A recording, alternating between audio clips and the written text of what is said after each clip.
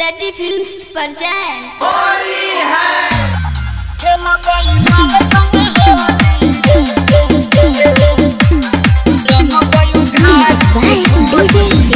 रे गरदा उड़ई बई होली में आ डाल बई मालिक चोली में।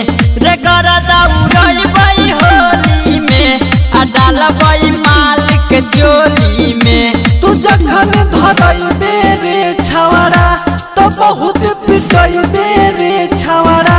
तू जखन धरई बेरे छवड़ा तो बहुत पिटई बेरे छवड़ा। तो चलतई काटा गोली रे जे सरबा हमरा के बोली रे। तो खेलबई माल संग होली रे आ रंगबई उघार के ढोरी रे।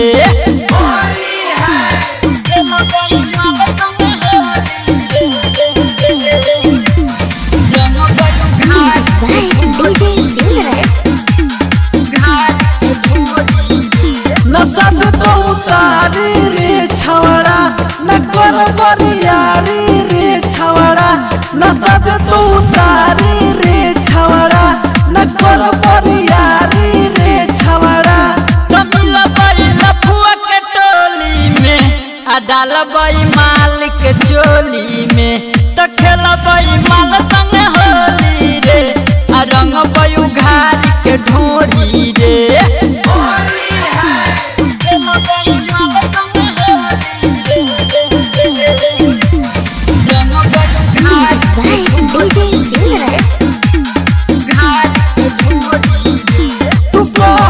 पवन के करी हे रे फेरा में के करू न परी हे रे। तू कहल पवन के करी हे रे फेरा में के करू न परी हे रे।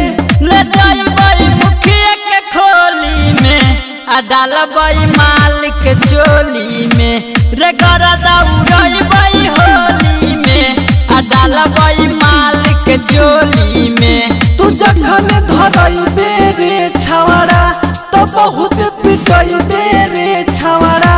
तू जखन धरई बेरे छवड़ा तो बहुत पिटई बेरे छवड़ा। तो चलतई काटा गोली रे जे सरबा हमरा के बोली रे। तो खेलबई माल संग होली रे आ रंगबई उघार के ढोरी रे। सेटी फिल्म्स रिकॉर्डिंग स्टूडियो सीतामढ़ी।